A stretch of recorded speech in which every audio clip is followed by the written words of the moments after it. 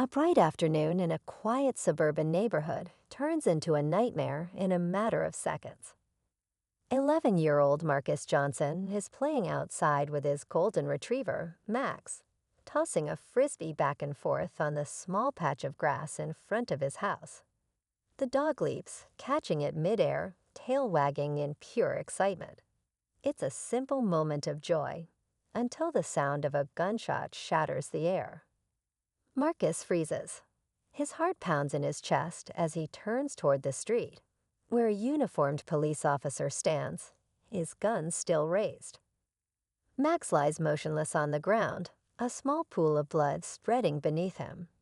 The world feels like it's moving in slow motion. The officer, a middle-aged man with a stern expression, lowers his weapon but doesn't holster it. The dog was aggressive, he says flatly, his voice carrying no remorse. I had to put it down. Tears spill down Marcus's cheeks as he stares at his best friend, lifeless on the pavement. He wasn't dangerous. He cries out, his small hands clenching into fists. He was just playing. By now, neighbors have started to gather, drawn by the gunshot and the boy's wails. Whispers ripple through the crowd, some in shock, others in anger. A woman pulls out her phone, recording the scene. Someone else dials 911, not for an emergency, but for justice. The officer shifts uncomfortably under the weight of their stares. His confidence wavers for the first time, but he straightens his shoulders, trying to regain control. I need you all to step back, he orders. But before anyone can respond, the deep rumble of an engine grows louder. A sleek black SUV turns the corner and comes to an abrupt stop. The driver's side door swings open, and a tall man steps out, dressed in a crisp black suit. His presence alone shifts the energy in the air. This isn't just any man. This is Agent Samuel Johnson, Marcus's father. And he's not just a father grieving his son's loss. He's an FBI agent who knows the law inside and out. His sharp eyes take in the scene. His son trembling, his dog lying lifeless, the officer gripping his gun a little too tightly. For a long moment, there is silence. Then, with a voice as cold as steel, he asks one simple question. What happened here? The officer opens his mouth to respond, but suddenly he looks unsure. His hand twitches by his holster, as if weighing his options. The crowd watches, waiting for what happens next. Because in this moment, everything is about to change. The officer clears his throat, shifting his stance. His eyes dart from the dog's lifeless body to Agent Johnson, then back to Marcus, who is still shaking with silent sobs. The weight of the moment is pressing down on him, and for the first time, uncertainty flickers across his face. I had to act fast, the officer finally says, though his voice lacks the confidence it had just moments ago. The dog came at me. I gave a warning, but it didn't stop. Agent Johnson doesn't respond right away. His face is unreadable, but his presence alone is enough to make the air feel heavier. He steps forward, slow and deliberate, his polished shoes clicking against the pavement. The officer stiffens. Marcus wipes at his tear-streaked face. That's not true. He blurts out, his voice cracking. Max was just playing. He wasn't attacking anyone. The murmurs in the crowd grow louder. More people are recording now. The tension thickens. Agent Johnson kneels beside his son, placing a firm but gentle hand on his shoulder. Marcus, he says softly, his tone filled with something unspoken, something protective. Tell me exactly what happened. Marcus sniffles and swallows hard. We were playing, he says, his voice shaky but sure. I threw the frisbee and Max caught it. He was bringing it back when the officer showed up out of nowhere. Max barked once, just once, then he shot him. Agent Johnson slowly rises to his feet. His gaze locks onto the officer, sharp and unwavering. Did you have a reason to be in this neighborhood? His voice is calm, too calm. It's the kind of calm that makes people nervous. The officer hesitates. There was a call about a suspicious person in the area, he says, avoiding eye contact. I was checking it out. A suspicious person? Agent Johnson repeats, his tone now edged with something dangerous. And you thought a golden retriever was the threat? The officer's jaw tightens. I followed protocol, he insists. But the way he shifts on his feet, the way his fingers twitch by his side, tells another story. The crowd isn't buying it either. Someone scoffs. A man shakes his head in disbelief. A woman mutters, "This is ridiculous." Agent Johnson exhales slowly, controlling his breathing. His years in the FBI have taught him patience, taught him how to read people. And right now, he's reading everything about this officer. Before he can speak again, a new voice cuts through the air. "Sir." Another officer has arrived, standing by his patrol car, watching the scene unfold.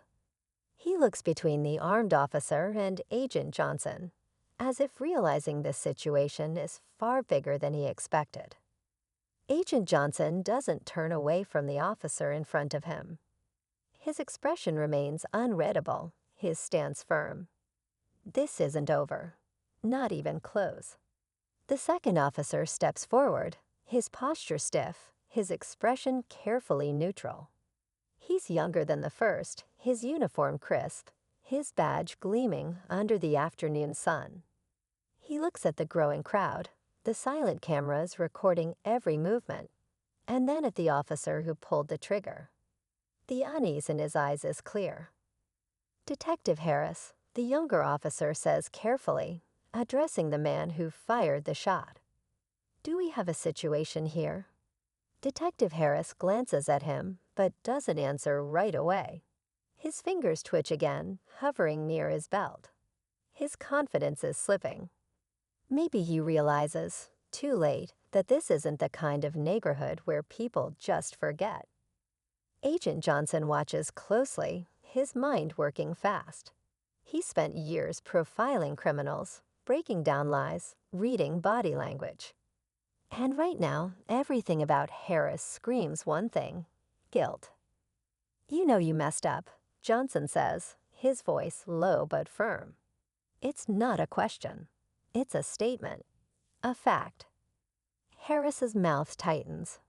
His eyes flicker to Marcus, then back to Johnson. He seems to be weighing his options, trying to figure out how to regain control of the situation. Then he does something that makes the crowd stir. He takes a step back.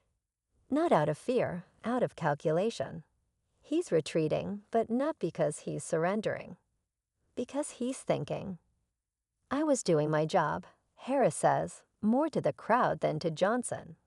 "I saw a threat, and I acted." A golden retriever? Someone scoffs. A few people chuckle bitterly, but there's no humor in it. The younger officer shifts uncomfortably, his eyes darting between Harris and Johnson. Marcus sniffles again, wiping his nose on his sleeve. His small shoulders rise and fall with shaky breaths. He looks up at his father, searching for answers, for reassurance. "Dad," he whispers. Johnson doesn't look away from Harris. His own hands remain steady at his sides, but his mind is racing. He knows how these situations play out. If he pushes too hard, Harris will dig in, trying to justify his actions. If he doesn't push at all, it'll be brushed under the rug. A flicker of movement catches his eye. One of the neighbors, an older woman with silver hair and sharp eyes, steps forward. "I saw everything," she says, her voice strong. That dog wasn't a threat. He was playing. And that officer, she nods toward Harris. He didn't hesitate. He didn't even try to back away. Just pulled his gun and fired. Another voice chimes in. "I got it on video." Harris stiffens. Agent Johnson tilts his head slightly, studying the man in front of him. "You didn't expect that, did you?"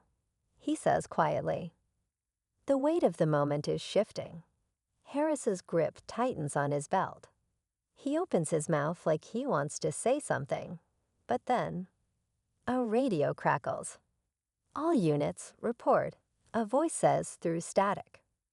Johnson watches as Harris hesitates, his hand hovering over his radio, debating his next move.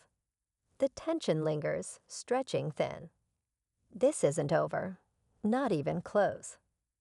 The radio's static hums in the tense silence, but no one moves. The officer who fired the shot, Detective Harris, seems to be calculating his next move. His hand finally lowers from his radio, but his shoulders remain stiff, his body tense like a cornered animal. Agent Johnson doesn't break eye contact. His instincts scream that Harris isn't just nervous, he's hiding something. The way his fingers twitch, the way he glances at the growing crowd, the way his breathing has changed, it's all telling. A woman near the front of the crowd steps forward, her phone still raised. "I have the whole thing," she says, her voice steady. "From the moment you stepped out of your car to when you pulled the trigger." Harris's jaw tightens. For the first time, a flicker of something like panic flashes in his eyes. The younger officer shifts on his feet, clearly uneasy. His gaze flickers to Johnson, as if silently asking what happens next. Johnson doesn't answer. Instead, he reaches into his suit pocket, pulling out his own badge. The gold lettering glints in the sunlight. "Agent Samuel Johnson, FBI," he says, his voice smooth but firm. "And I'd like to know why a detective just opened fire on a child's dog without cause." The crowd murmurs again. Harris clenches his jaw. He wants control of the situation, but it's slipping fast. "I already explained myself," he mutters. "The dog was aggressive." Johnson tilts his head slightly. Funny how no one else here seems to agree. He glances at the woman holding the phone.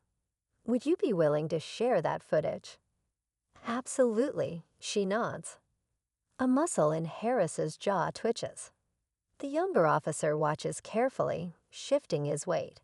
He seems torn between loyalty and the truth unfolding in front of him.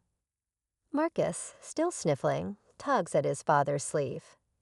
"Dad, are they gonna do something?" His voice is small, but the pain in it is enormous. Johnson places a reassuring hand on his son's shoulder. "We're going to make sure this doesn't just go away," he says softly. But even as he says it, he knows Harris won't just admit fault.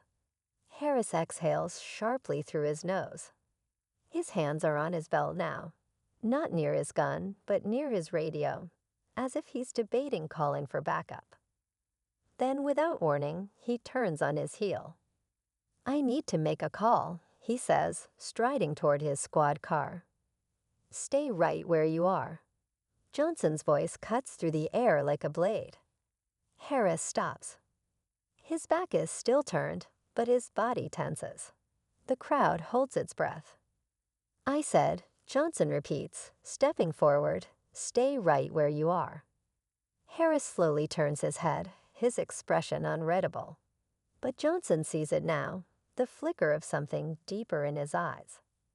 Not just guilt, not just regret. Fear. And Johnson knows, in that moment, that this isn't just about a dog. This is about something bigger, something Harris is desperate to keep buried. And whatever it is, it's about to come to the surface. Harris stands frozen, his back still half turned toward the squad car. His fingers flex near his belt, the hesitation in his body impossible to miss. The crowd senses it too. Something is off. It's no longer just about Max, the golden retriever lying motionless on the pavement. It's something bigger. Agent Johnson narrows his eyes, watching every micro movement. He's dealt with men like Harris before, men who think they can control a situation until it spirals beyond their reach. And right now, Harris is standing at the edge of that spiral, teetering. The younger officer clears his throat, stepping forward. "Detective," he says carefully, "maybe we should." Before he can finish, Harris moves. Not toward the squad car, not toward the radio, but toward his pocket. Johnson reacts instantly. "Don't," he warns, his voice sharp. Harris hesitates, his fingers brushing against something in his jacket. A phone, but it's not just any phone. It's not his department-issued radio, and it's not the personal phone clipped to his belt.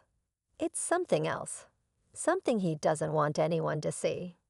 And Johnson knows in an instant, this has nothing to do with a dangerous dog. "Take your hand out."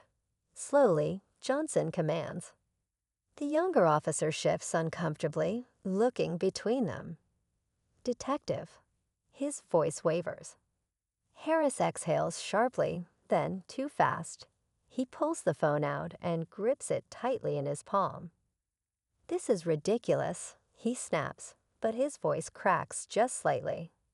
"I was doing my job, and now I've got a whole crowd acting like I committed a crime." Johnson watches him carefully, then unlock the phone. Harris' fingers tighten around it. Just for a second. Just long enough for Johnson to see what he needs to see. "No," Harris says flatly.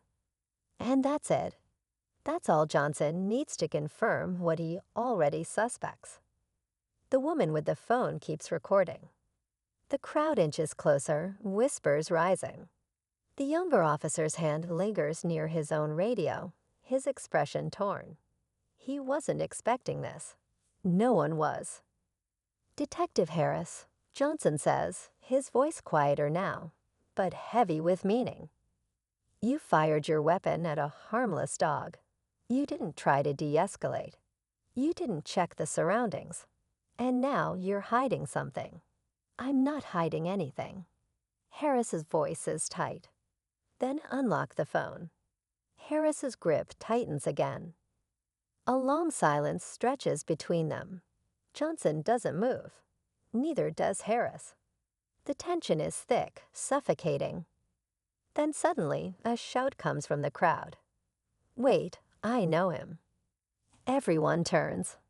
A man near the back steps forward, pushing through. He's in his 40s, dressed in work clothes, a mechanic's uniform stained with oil.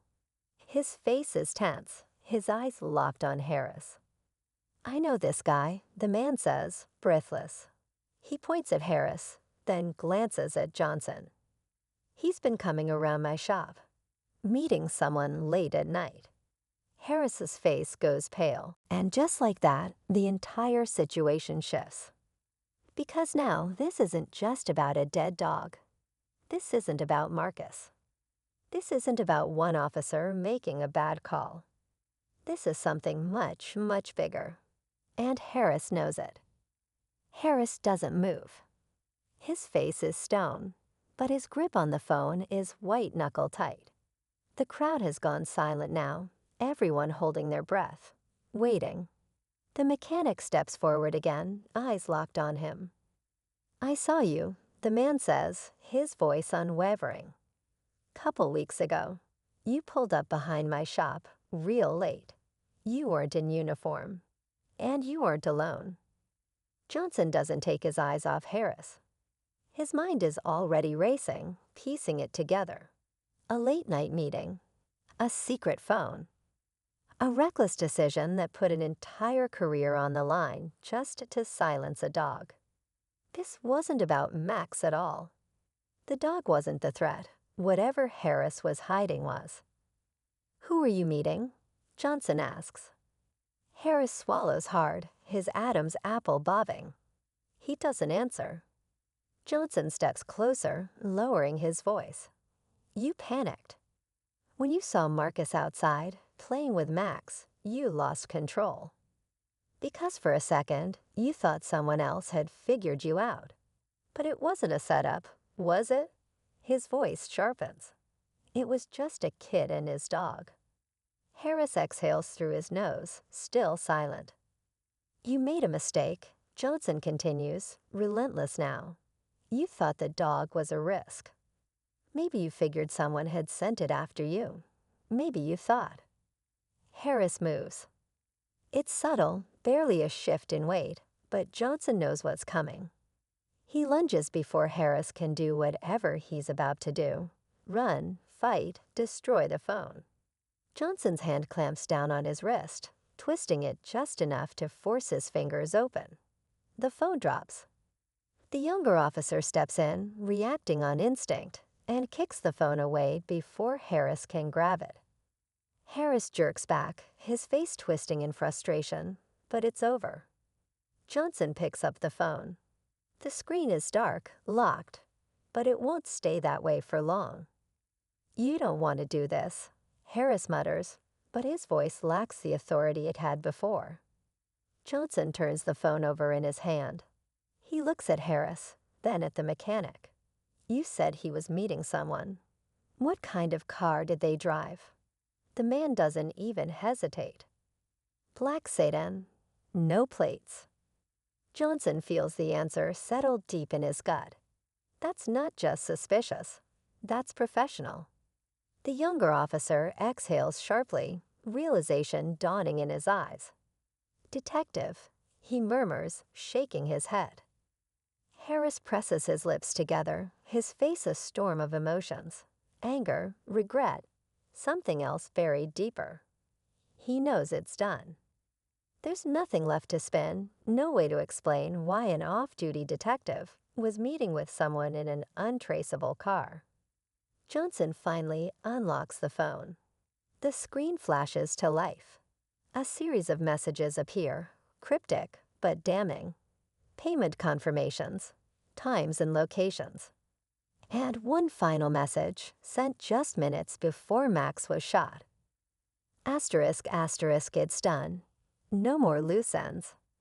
Asterisk, asterisk. Johnson exhales slowly. The real story is clear now. Harris had been involved in something off the books, something dangerous. And when he saw Marcus playing outside, he got spooked. Maybe he thought Max had caught a scent. Maybe he just needed to feel like he still had control. Either way, he acted fast. Too fast.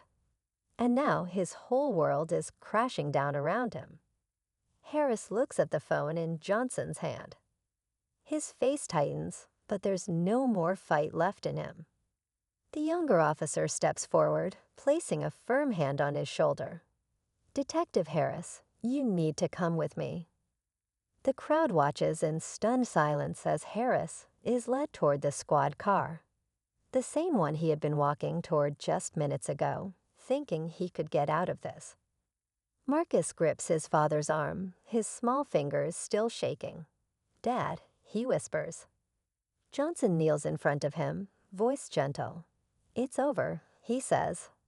"You didn't do anything wrong. And Max didn't deserve this. But we got the truth." Marcus nods, blinking back tears. The crowd begins to break apart, murmuring amongst themselves. Some people shake their heads in disbelief, others linger, watching as Harris is placed in the back of the patrol car. Johnson stands, his gaze fixed on the vehicle as it pulls away. He knows this isn't truly over. There are more questions to ask, more pieces to put together. Whatever Harris was involved in, it didn't start and end with him. But for now, the most important thing is clear. Marcus is safe. The truth is out. And Max didn't die for nothing. The squad car disappears down the street, its lights flashing but siren silent. The crowd lingers, people exchanging quiet words, some shaking their heads in disbelief.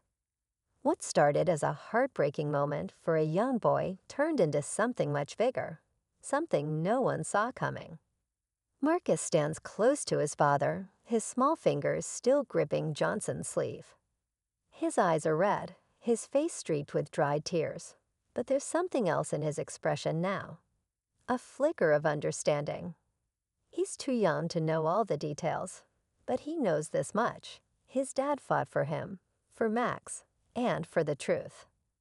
The woman with the phone approaches cautiously. "I'll send you the footage," she says. Everything, in case they try to cover this up. Johnson nods. Thank you. He can already see the story spreading. The video will be online within the hour. News stations will pick it up. Harris won't be able to walk away from this. And whoever he was working with, whoever was on the other end of that phone, now they know the FBI is paying attention. The younger officer stands off to the side, looking lost in thought. Finally, he steps forward. Agent Johnson, I didn't know. I never thought. He trails off, shaking his head. Johnson studies him for a moment. You have a choice to make, he says simply. You saw what happened. You know what's right. The officer nods slowly, the weight of everything sinking in. I'll make sure this gets reported the right way. His voice is steadier now. No cover-ups. Johnson gives him a nod, then turns back to Marcus. The boy is staring at the spot where Max lay, his little hands clenched at his sides. His dog should be here, running around, chasing leaves, wagging his tail. Instead, the sidewalk is empty, the loss settling in like a heavy weight. Johnson kneels down beside him. I know it hurts, he says gently, and I wish I could change what happened. Marcus sniffles but doesn't look away. Max was my best friend. I know, Johnson says, resting a hand on his shoulder. And he was brave. He protected you just by being there. And because of him, we stopped something bad from happening. He mattered. Marcus wipes at his face, nodding. It's not enough to erase the pain, but it's something. A neighbor steps forward, an older woman who had been watching everything unfold. I know it's not the same, she says softly, but my daughter runs a rescue shelter. If you ever want to visit, maybe find another friend. Marcus hesitates, then looks up at his dad. Johnson doesn't answer for him. Instead, he lets Marcus take a deep breath and make his own choice. Maybe, Marcus says finally. His voice is quiet, but there's a hint of hope in it. Johnson stands, his hand still resting protectively on his son's shoulder. The weight of the day presses down on him, but there's also a sense of resolve. He came here as a father first, and agent second, and he'll leave the same way. As they start walking home, Marcus reaches for his dad's hand, squeezing it tight. Johnson squeezes back, a silent promise that no matter what happens, he'll always be there. Behind them, the street slowly returns to normal. The crowd thins, the murmurs fade, and the sun begins to set, casting a warm glow over the pavement. The world keeps moving, but some things, some moments, change everything. And tonight, a father and son walk home together, changed but not broken.